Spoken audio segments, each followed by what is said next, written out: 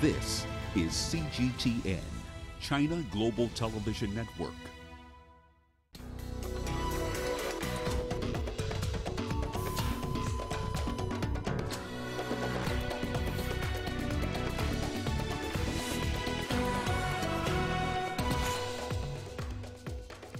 Nigerians counting down days before a crucial presidential election. Sudanese President Omar al-Bashir pledges to make 2019 the year of peace in the country's conflict zones. And we update you on efforts to strike a Brexit deal before the March the 29th deadline. Hello and welcome to CGTN. This is Africa Live and I'm Karen Roberts in Nairobi. Also coming up in the programme. In business, it's an end of an era for the world's largest passenger aircraft. And why a black leopard is causing excitement around the world after being spotted in Kenya.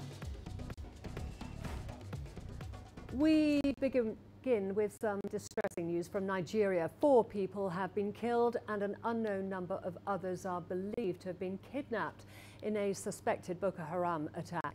The militants attacked a convoy of vehicles carrying the governor of Borno State in northeast Nigeria. The governor escaped unhurt.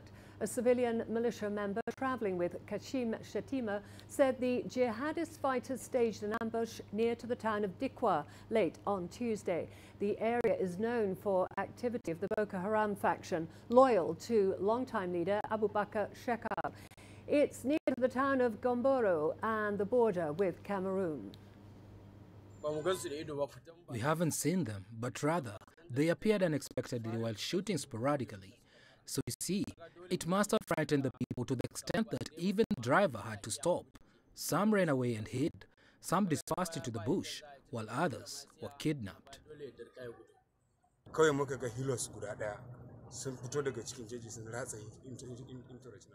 We just saw a Hilux heavily loaded with people in military uniform approaching our vehicle, but God in His infinite mercy, we escaped. We then started discussing whether they were military personnel, while others did not agree. It was after we entered the town that we learned that they were terrorists. Meanwhile, the death toll from Tuesday's stampede at President Buhari's campaign rally has risen to 15. The stampede happened when panic broke out at the end of the rally as crowds try to force their way through a locked exit. Crowd safety has been a concern at campaign rallies, with party supporters typically held back by inadequate fencing and ill-equipped security officials. Police have pledged to improve measures for crowd control at such events. So the crowd there was too much. Policemen used to park their car here, so they locked these gates and opened these gates. As the crowd were pushing, others that fall on ground, people were marching on them. That's why we have many crowds. Some others die, some even faint. Well, campaigns are revving up in Nigeria as citizens get ready to vote for their next president. Current President Muhammadu Buhari is renewing his pledge to fight corruption. During a rally in Abuja, he pledged to bring to justice officials who embezzle state funds. He also targeted officials found to have accepted bribes. Buhari is seeking his second term. He came into office describing himself as the best candidate to take on the Boko Haram insurgency. My point becomes when I can talk about bribery and corruption, which is the sad undertaking we made. Those people who said they spent $16 billion American dollars on power, eventually they will account for it. Meanwhile, President Buhari's main opponent, Atiku Abubakar, renewed his pledge for peace. He vowed to refrain from religious incitement or ethnic profiling. My ambition is not worth the blood of any Nigerian, and I quote. In this context, I appeal once again to every staff and the leadership of the Independent National Electoral Commission and the Nigeria Police and other security agencies to be fair arbiters in the upcoming elections while letting neutrality prevail. Well, we have a dedicated team on the ground covering for us the elections in Nigeria. Let's now go to CCTV's Richard Nta in Abuja. All right, welcome to Abuja in Nigeria. I'm Richard Nta live covering the elections here. All right, the PDP and the APC are scheduled to have a media day a little later on today ahead of the elections. But first, we want to transfer you to Phil Ihaza, who has more details on the elections. Here we go, Phil. Well, thank you, Richard. Indeed, it is a significant fact that Nigeria is holding its elections in 2019, and we're counting just a few days to the elections, and in fact hours to that moment where Africa is going to be witnessing one of the most significant democratic process happening in the continent. Now, that's because we're looking at close to 85 million eligible voters, registered voters, head to the polls. That's even more than the size of some countries in the continent, because Nigeria is the most populous black nation on earth and the most populous in Africa, the continent. So, you know, quite a number of things are happening in the country as we speak. There's some unexpected tension, well, but not as much as 2015, and that's arguably because of the reason that this election, more people are focusing on issues that are bordering on the country. We're looking at insecurity, the economy, and of course, corruption. So these are some of the issues that are forming the opinion and mindset of voters and Nigerians in heading to the polls. So we're looking at last-minute preparations from the Independent National Electoral Commission, INEC. We're looking at dotting the I's, crossing the T's, the balance and checks to ensure that we have a peaceful, free, credible and transparent elections, because it is very important that you know, we do better than in 2015. I've spoken to quite a number of electoral officials, and they have said that they've done quite a number of work from 2015 to ensure that the elections are conducted peacefully, as well as security operatives. There's partnership, there's collaboration to ensure that, you know, there's adequate security in every part of the country, especially with the fact that in the northeastern part of the country there's insurgency, quite a number of news, you know, emanating from that region. But the security operatives are assuring that, you know, elections will be held peacefully there, and adequate security is also going on there. There's also the issue of the youth in the country deciding the future of the country, because we have over 51% registered voters as youths from the ages, within the ages of 18 to 35. So that's actually very huge for the country. Apart from the fact that they're going to be voting, they're also participating in the elections, because recently we had the Not Too Young to Run bill signed into law that saw lots of youths go into politics this time to participate as you know, leaders.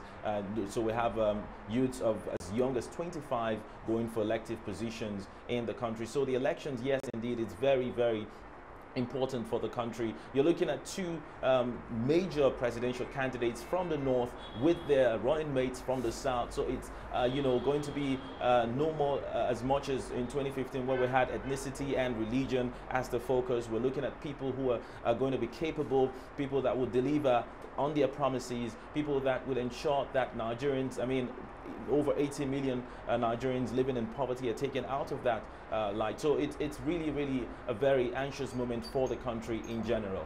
Yes, Richard. All right, we're just a couple of days away from the presidential elections, hours, if you will. Time to talk about the incumbent president, Muhammadu Buhari, seeking a second term in office. He has campaigned extensively across the country, looking to win the hearts and minds of millions of Nigerians. We have Phil Ihaza on standby to tell us more about the man that they call Muhammadu Buhari. President Muhammadu Buhari has taken over the reins of power twice since Nigeria gained independence in 1960. He became the 7th head of state after a successful coup in 1983, ruling for barely 2 years before being ousted. After 3 failed attempts since 2003, Buhari eventually won the 2015 elections, defeating an incumbent for the first time in Nigeria's history. What stood Buhari apart is his unquenchable thirst for justice, for accountability, and incorruptibility. The amalgam of all these qualities translated into the love and support for him by the common man on the street. His efforts in recovering Nigeria's stolen assets in excesses of billions of dollars have been widely celebrated by his supporters. However, critics say his anti-corruption campaign is lopsided. Nigeria fell 12 places in the Transparency International corruption ranking for 2017. Buhari, who turned 76 years last December, spent over 3 months of his tenure abroad on health grounds, something many believe could affect his task if he remains president.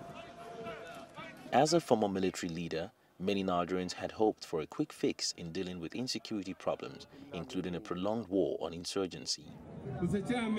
In spite of these odds, Buhari says he's confident of steering the country to greater heights if given a second chance. After 4 years of leading Africa's most populous nation with the promise to eliminate corruption, tackle insecurity and fix the economy, President Buhari is now up against 70 other presidential candidates, including the former Vice President Atiku Abubakar. And experts say this time winning the elections may not be a walk in the park for Nigeria's 15th president. Phil Ihaza, CGTN, Abuja, Nigeria. Well, we have 73 candidates, including incumbent Muhammadu Buhari. Crucial elections will be held on February the 16th. There's one particular candidate, though, who stands out from the rest. His name is Atiku Abubakar, a former vice president of the country, and incidentally, a former member of the All Progressives Party. He is the candidate projected to give Muhammadu Buhari a run for his money, so to speak. Deji Badamus profiles this particular candidate. Let's take a look. He is one of Nigeria's most experienced politicians with strong links to both the ruling All Progressives Congress and the main opposition People's Democratic Party. A former senior customs officer, he's one of the founding fathers of the former ruling party and now main opposition, the PDP, rising to become the vice president of the country under that platform. He's been in and out of the PDP, earning the tag of a serial political defector. Tonight, we must be different from PDP. Abubakar has never hidden his desire to lead Nigeria. A clash with President Olusegun Obasanjo over his ambition in 2006 led to his leaving the party to pitch tent with the Opposition Action Congress at the time. He ran for the presidency under that platform but lost to the candidate of the PDP, the ruling party at that time. He returned to the PDP in 2009, just in time for the 2011 presidential election, but couldn't win the party's presidential ticket, losing to Goodluck Jonathan. In 2013, he was back again with the opposition, which had by this time gotten bigger and rebranded to APC. He staged yet another run for the party's presidential ticket in 2014, but lost to the current president, Muhammadu Buhari. And with the 2019 general election approaching and President Buhari indicating he would run for a second term, Atiku knew his chances of securing the APC presidential ticket was narrower. In November 2017, he left the party and returned to his former party, the PDP, which had now become the main opposition party, having lost the 2015 general election. He pulled a political surprise when he won the PDP's presidential ticket last year. If elected president, he now has a date with destiny on February 16th, when he would go head-to-head with his former party, the APC, and incumbent President Muhammadu Buhari. Could he be the man that would turn around the fortunes of the party he helped found? Deji Badmus, CGTN, Lagos, Nigeria. All right, with presidential elections right around the corner, the rural communities would also like their voice to be heard in determining who the next president will be. Observation has it, though, that the main presidential candidates have not been discussing the issues or explaining their policy direction. We have Samson O'Malley in a particular community that is about ready to go to the polls. Let's take a look. Ritzek is an agrarian rural community with a voting population of at least 7,000. For this local farmer, having access to fertilizer after years of scarcity has endeared him to incumbent President Buhari, who has promised to provide 1 million local farmers with soft loans to increase production and create more jobs. These 4 years of this current government is a very nice government. We enjoy the government. As a farmer, I really enjoy the government. We have good fertilizer. We have very good support from the government. They supply fertilizer for us at cheap price and other like seeds. Not everyone is happy.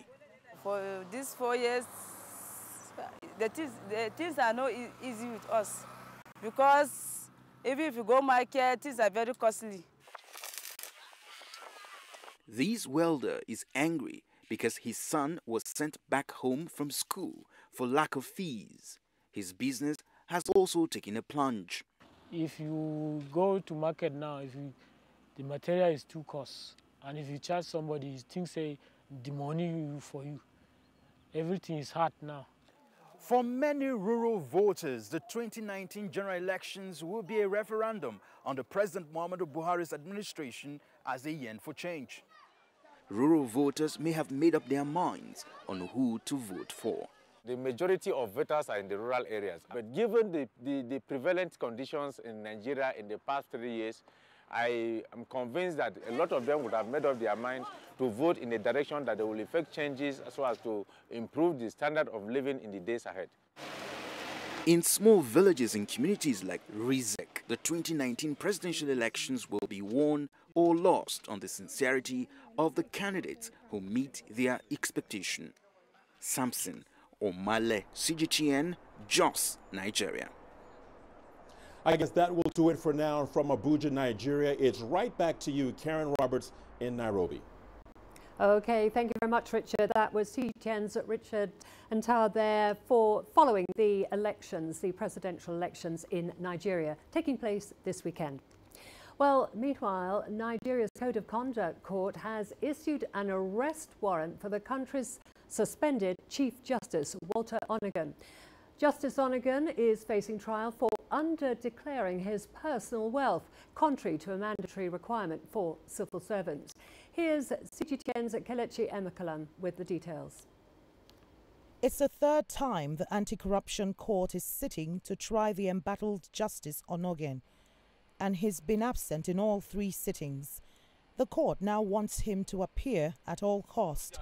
It has ordered the Nigerian police to arrest him should he not appear in court by February the 15th. The court order and decision of today is so clear. This is the issue, and this is one of the things that the step a judge will take when you find out that the court is being disobeyed and the court is being dragged in the mud. Justice Onnoghen is challenging his arraignment in the Code of Conduct Court. His lawyers say the court has no mandate to try the senior judge. They want his case handled by the Judicial Council, a body tasked with handling professional misconduct by judicial officials.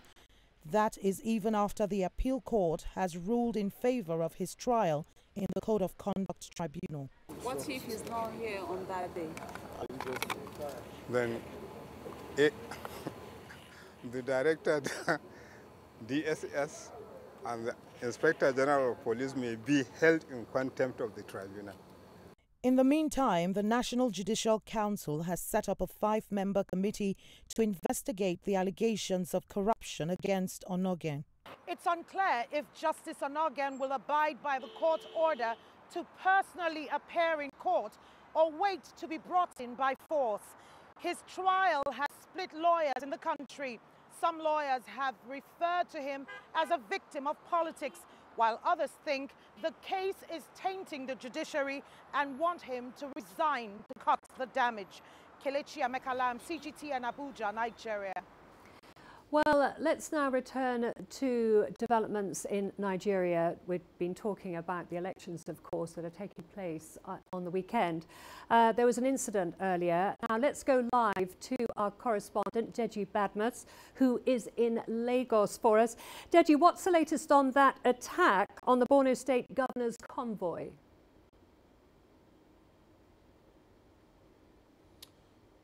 Well, the latest we're getting is that the Islamic State for West African Province, that's the group that is affiliated to ISIL now, is claiming responsibility for the attack on the convoy. And as a matter of fact, it released a statement not quite long ago on the ISIL website claiming that 42 persons were actually killed in the attack.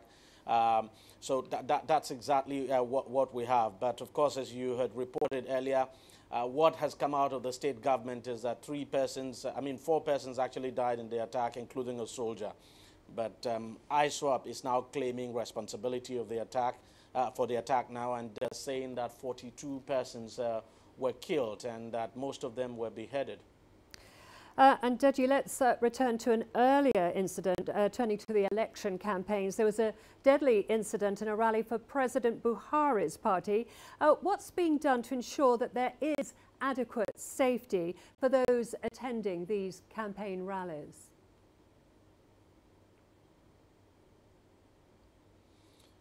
Well, there's no clarity as to what has been done. I want to believe that the party would have learned from its mistake, because the incident in Port Harcourt was not the first. There had been about 2 or 3 incidents like that, and so I want to believe the party would have learned, and that those who are actually responsible for putting in place measures to avoid situations like that would have learned their lessons, and that they would put those measures in place, especially today that the president would be campaigning in his home state of Katsina. So everybody will be watching to see. We expect that the crowd at that rally would be massive, so crowd control will definitely be very important. But as regards the incident in Port Harcourt, the president, of course, has issued a statement condoling the families of those who lost their lives, and basically saying sorry to them. But I just want to believe that going forward, we might see a better crowd control measure. But if it doesn't happen, then that would be quite sad and quite unfortunate, because we're still going to have more rallies. The governorship elections will still be coming. Campaigns for the governorship elections would still continue until March. So let's just hope, and that's just it. Let's just hope, and everyone will be watching to see how the crowd is controlled at the president's rally today. Okay, thank you very much for that, Deji. That was CGTN's Deji Badmus for us there in Lagos. We are going to a short break now. Don't go away. Lots more to come, including... We update you on efforts to strike a Brexit deal before the March 29th deadline. And Sudanese President Omar al-Bashir pledges to make 2019 the year of peace in the country's conflict zones.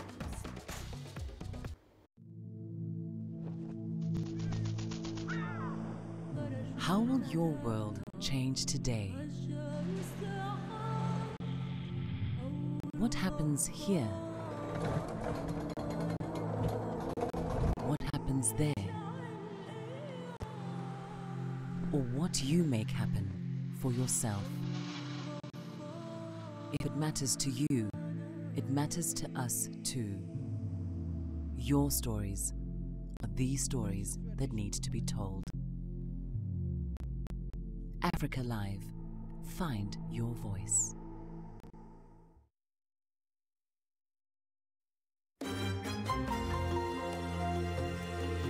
Africa Live. Find your voice.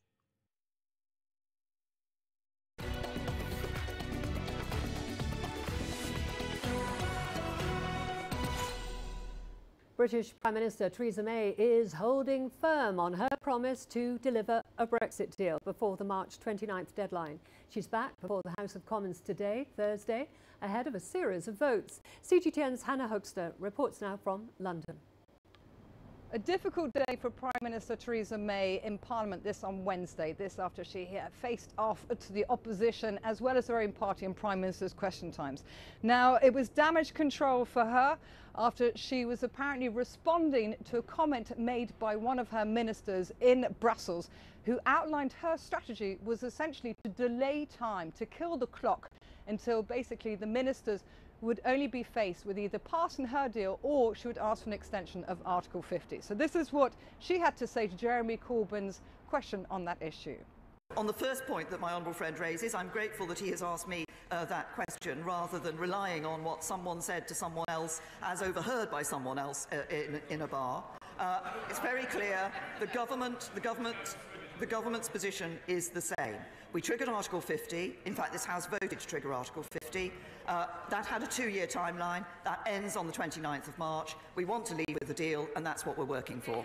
Meanwhile, we're also hearing reports from Ford that they're now outlining plans to move manufacturing outside of the United Kingdom if no deal comes through, basically, if the British Parliament doesn't pass a deal before March 29th.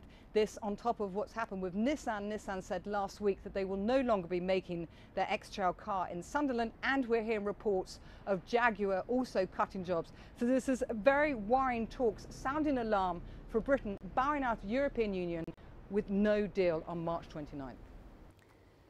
China and the US have started a new round of trade talks here in Beijing. The high-level talks will run through Friday. The Chinese side is led by Vice Premier Liu He. The US side includes Trade Representative Robert Lighthizer, who is known as a hardliner on trade with China. Joining him is Treasury Secretary Stephen Mnuchin, who is thought to be more flexible. The deadline for a trade deal is March the 1st, although the US side has indicated that the date could be extended if progress is made beforehand. Well, staying with the trade talks, China and the US both hope to soon resolve their festering trade dispute that's cast a shadow over financial markets and the global growth outlook. The Chinese Ministry of Commerce also says that it will update any progress made during the high-level negotiations being held in Beijing. That was the word from Ministry spokesperson Gao Feng during a regular press briefing on Thursday afternoon. Meanwhile, the ministry said foreign direct investment into China in January rose 4.8% from a year earlier to over 84 billion yuan, or about 12.5 billion US dollars. FDI into China from the United States spiked at around 125% from a year earlier. Well, let's now head back to Africa. In Sudan, President Omar al-Bashir addressed members of the Popular Defense Forces. The PDF is a paramilitary unit which has been widely used to fight rebellions on the southern border. During his address, President Bashir urged the PDF to enter war zones in order to help build schools and other development activities. He also pledged to make 2019 the year of peace in the country's war zones. We are at the beginning of the year 2019. This is the year the gun will be permanently silenced in Sudan.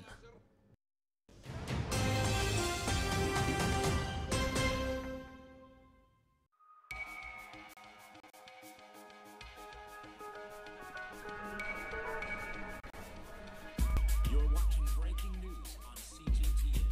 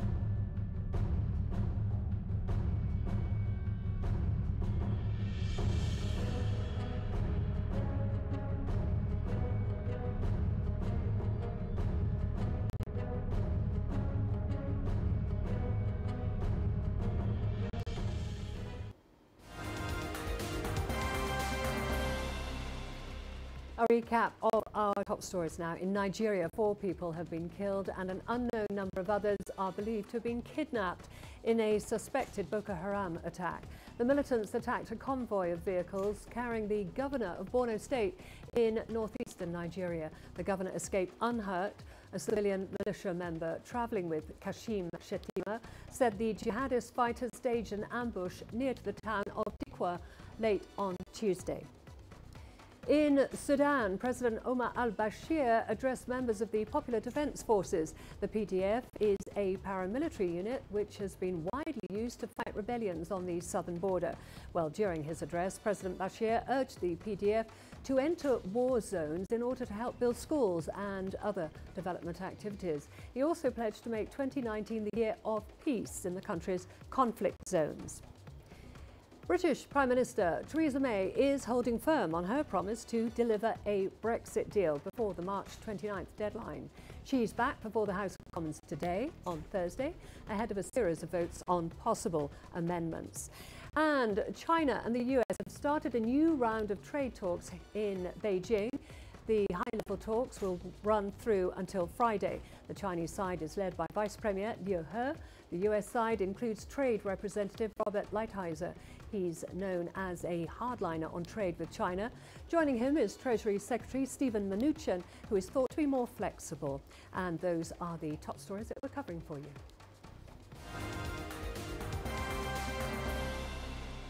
Well, we are going to a short break now. Don't go away. Lots more to come. In business, we've got... It's an end of an era for the world's largest passenger aircraft. And Spain and Morocco sign 11 deals to boost bilateral cooperation.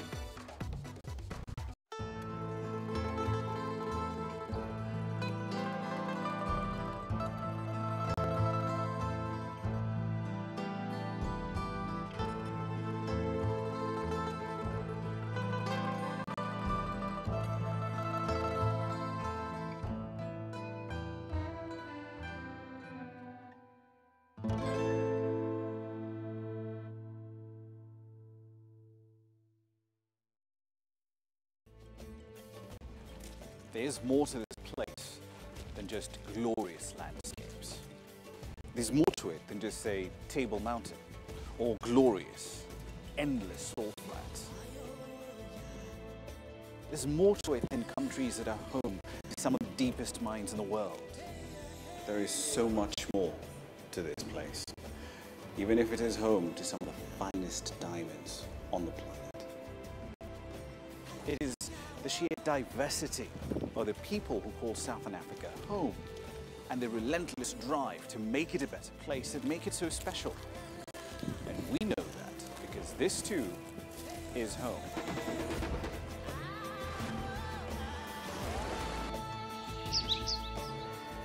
No one knows Southern Africa like we do. CGTN, see the difference.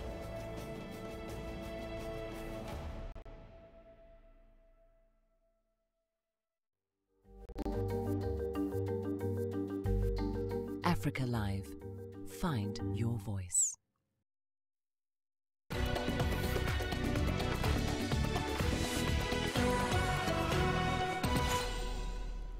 European aircraft manufacturer Airbus has announced it will stop making its A380 Super Jumbo. The aerospace giant said the impact of the decision was largely embedded in the firm's 2018 results. The results showed a net profit for 2018 of around $3.3 billion, up nearly 30% from the previous year. The manufacturer added that it would make its last deliveries of the aircraft in 2021. The decision comes after Emirates, the largest customer of the A380, reduced its order. The costly aircraft, which had its first commercial flight in 2007, has struggled to compete with more efficient, smaller models, as well as high costs and low demand from airlines. Morocco and Spain have signed an agreement to set up a third power link. The two neighbours already have 2 undersea links with a combined capacity of up to 1,400 megawatts. The agreement was signed by the energy ministers of the two countries at a ceremony chaired by Morocco's King Mohammed VI and Spain's King Philippe VI. Several other deals covering diplomacy, finance, culture, air transport and security were also signed. Last December, Morocco, Spain, Portugal, France and Germany signed a joint declaration to facilitate cross-border power purchase agreements. On to Tunisia. A year after the Tunisian-Algerian Joint Commission on Energy Forum in Tunis, Algeria has begun gas supplies to the border town Sakiet Sidi Youssef.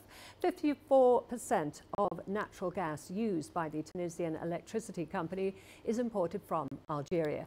Here's Adnan Shawashi with more on that story. Tunisia has officially launched the supply of Algerian natural gas to the city of Sakiet Sidi Youssef, a first step that will target 100 families, pending the extension of the network to the entire city. We thank our Algerian brothers. The availability of gas will revive this border region's economy. A new free trade zone will also be created in this area, and a modern infrastructure will also be developed in cooperation with Algerian authorities. State-owned national oil company Sonatrach, the largest company in Africa, which owns roughly 80% of total hydrocarbon production in Algeria, fast-tracked the gas supply initiative, which the Algerian Minister of Energy described as a presidential project. The realization of this project in a record time was ordered by the Algerian President Abdelaziz Bouteflika. It is a promise to the Tunisian people and to its leadership. This project will also be extended to other areas. A new industrial zone will also see the light in border regions between the two brotherly countries. A framework agreement was signed to this effect between the two countries by the CEO of the Tunisian electricity and gas company STAG and his Algerian counterpart to implement this partnership project. This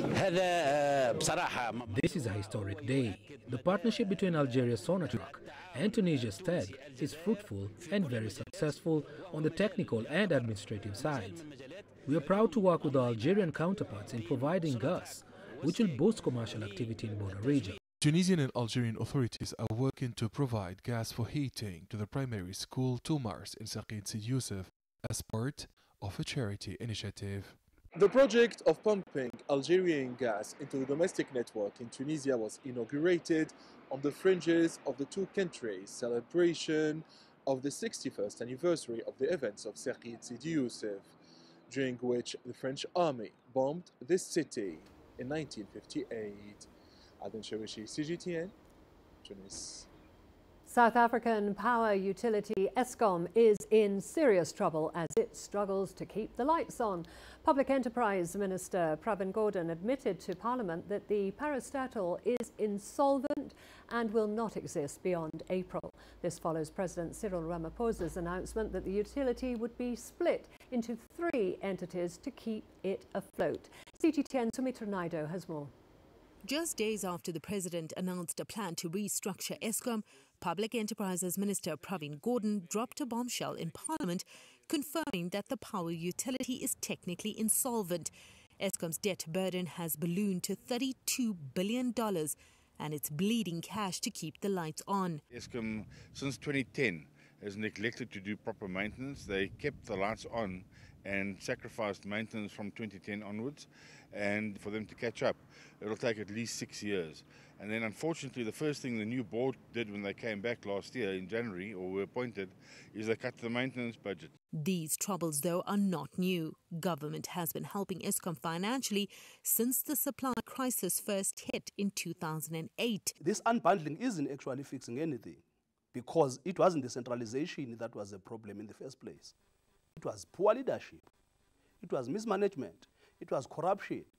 Because no one wants to talk about those. No one is in prison for having looted Eskom. With all of those exorbitant contracts, no one is being held accountable.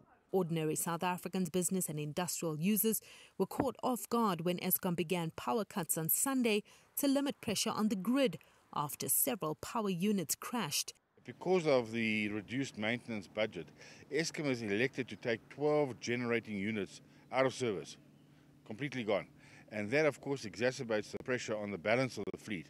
And they're running them all in the red to keep the lights on, hoping that Medupi and Kusile would pull their weight. Gordon also told Parliament this week that the two new power stations, Medupi and Kusile, are not providing any stable supply because of design flaws. If you want to fix what is wrong with Eskom, explain to us the mess at Medupi and Kusile. How is it that you have allowed cost to balloon at such an alarming rate? Why is it that long after we have exhausted the money in the fiscus, you haven't finished construction? Why is it that engineers that are coming out of there are complaining about design flaws? South Africans have struggled with rising electricity costs for well over a decade in order to keep Eskom operational. It's not clear now how much more they will have to endure as the government tries to fix the ailing power utility. Sumitra Naidu, CGTN, Johannesburg, South Africa. Still in South Africa, the tourism sector has registered a flat peak during the holiday season due to continued fears about the city's drought. In 2018, the country registered a 9.6% growth rate. This shows that there still remains some hesitance from international tourists. CGTN's Travis Andrews has the details. Cape Town's peak holiday season is drawing to a close, with beaches, restaurants and hotels slowly beginning to thin out. But this season's festive period didn't look all that encouraging. Visitor numbers are easing, and most point to continued concerns about the drought, and fears that some tourists still hold about visiting a region where the term Day Zero was just a recent phrase used to describe a waterless Cape Town. While the inbound tourism numbers show that drought concerns are slowly waning, it's also not entirely off everyone's minds. A lot of people did report that there was an impact felt by the drought, either in lower numbers or in shorter stays, or with people not wanting to book because they were still concerned about drought issues. But a lot has changed. Water restrictions have eased, and Cape Townians are even allowed to use potable water to top up pools, which is a great step forward from the Day Zero scenario. Hotels are also attempting to regain the peak season capacity they once enjoyed, and traders in the informal tourism sector are yearning for a good run of business. It does seem, though, that markets may recover slower than most think. It was just a few months ago that this water collection point was packed daily, with desperate Cape Townians hoping to avoid Day Zero. Now the gates are locked and not a single person is in sight. A lot of education and marketing campaigns, though, have gone into informing tourism companies, airlines and agents of the changing water scarcity conditions. We've worked really hard to change that narrative, to tell people that the dams are full, they can come back. And I think people are now really reconsidering Cape Town and the Western Cape. And then obviously the other factors now come. It's price, time of year they want to come back. So efforts are continuing to once again position Cape Town as one of the top holiday destinations in the world, so that the tourism sector can continue to thrive and create jobs and contribute to the economy. But it seems it may just take a little while longer. Travis Andrews, CGTN, Cape Town. We're going to a short break now. Don't go away. Lots more to come, including why a black leopard is causing excitement around the world after being spotted in Kenya. Africa Live. Find your voice.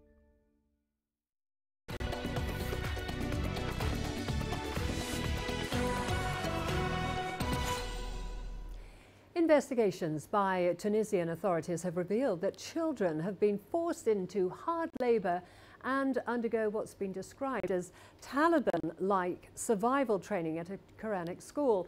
It follows allegations that children housed in the religious school were being radicalized. The government said some boys suffered from disease due to poor conditions. At least 9 had suffered sexual abuse. The families and lawyers of the children deny the accusations. A private Quranic school located on the outskirts of the rural village of Regeb, Sidi Bouzid, in central Tunisia was closed by the Interior Ministry following allegations that children housed in inappropriate conditions were being radicalized. Authorities said the 42 boys were subjected to forced labor and sexual abuse.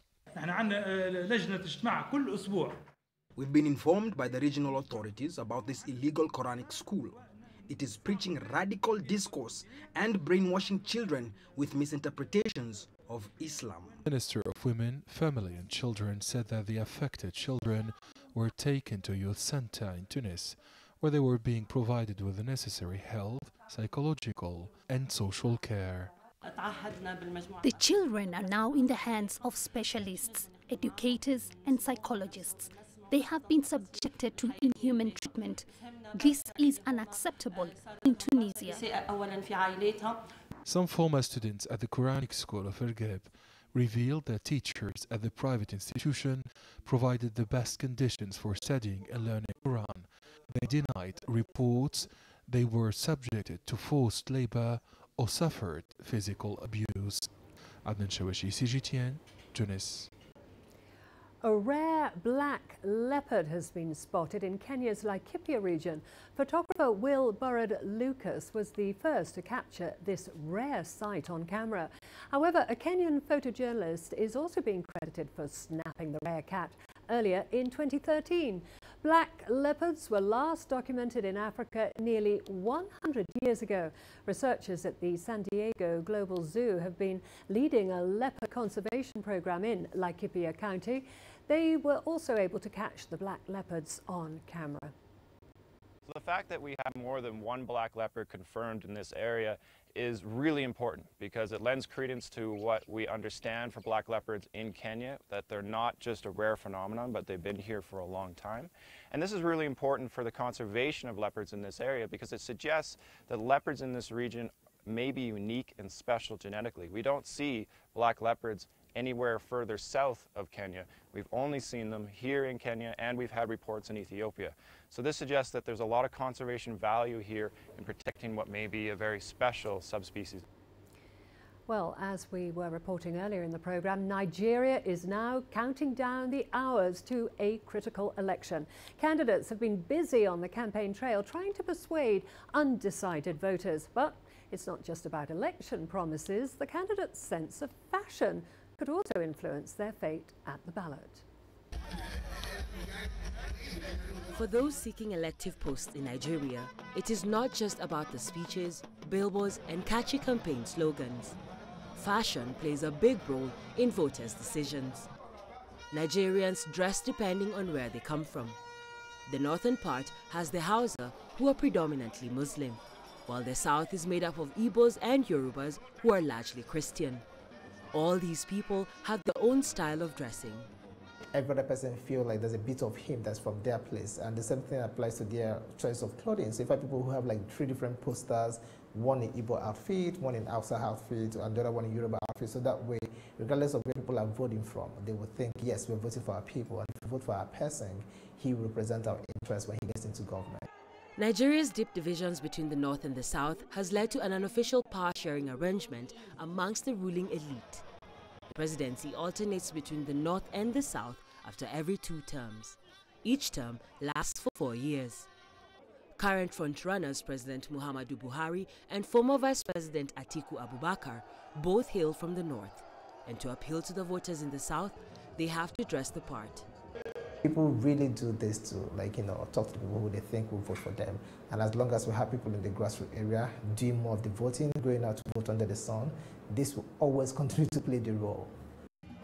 The ruling APC party that is led by Buhari and opposition PDP have no clear ideological differences. Sharing of oil revenues and security sits at the heart of the campaigns. However, fashion has a special place. The outfits in which our leaders appear today tells a lot that we are trying to restructure the true Africa and true Nigeria. For you to do that, they have to lead by the example. Nigeria goes to the polls on the 16th of February. Alexandria Majala for CGTN. British-Nigerian actor Chiwetel Ejiofor has brought his directorial debut to the Berlin Film Festival with a film called The Boy Who Harnessed the Wind. The movie tells the true story of a young boy from a famine-stricken village in Malawi who studies books about energy, then builds a wind turbine that enables farmers to irrigate their land. Let's now take a look. Chiwetel Ejiofor is one of the best actors internationally. He has been plying his trade for more than 22 years. This year, Ejiofor debuted his first film as director at the Berlin Film Festival. The Boy Who Harnessed the Wind tells the story of William Kamkwamba, an engineering enthusiast from a famine-stricken village in Malawi, who resorts to secretly using the school library to learn more about energy. William is then expelled from school because his father, a poor farmer, cannot afford to pay the fees. Using his knowledge from the books read, William builds a wind turbine that enables farmers to irrigate their land. I thought that it was just very hopeful and deeply inspiring, and that what William did was really and what his story represents is really living in the solution, not living in the problem. On the red carpet, Ejiofor, who earned a BAFTA and an Oscar nomination for his role in 12 Years a Slave in 2014, spoke about the challenges of directing himself. When he doesn't have a good day, well, he panics. I had a lot of great people around me, some really terrific collaborators, and so there were a lot of sort of checks and balances, if you like, for what I was trying to do. The film is based on an autobiographical novel of the same title, written by the real-life William Kamkwamba. Seeing the film has like this mixed feelings, remembering the time that I was building the windmill and also the difficult times that I had like go through and the joyful moment. So I have like this mixed feeling like seeing the movie, but overall it's great. I enjoyed it. With roughly 400 films screened this year, Kamkwamba hopes that those who have not read his book could watch the movie and learn more about his story. Wilkisanyabo, CGTN. We've got all the sport coming up for you after the break, including Tottenham Hotspur and Real Madrid inch closer to the last 8 of the UEFA Champions League.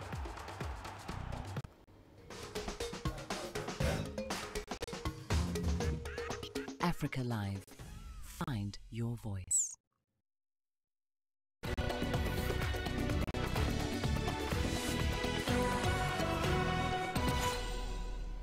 Tottenham Hotspur took a large step towards the UEFA Champions League quarter-finals after beating visitors Borussia Dortmund 3-0 in the first leg of their round of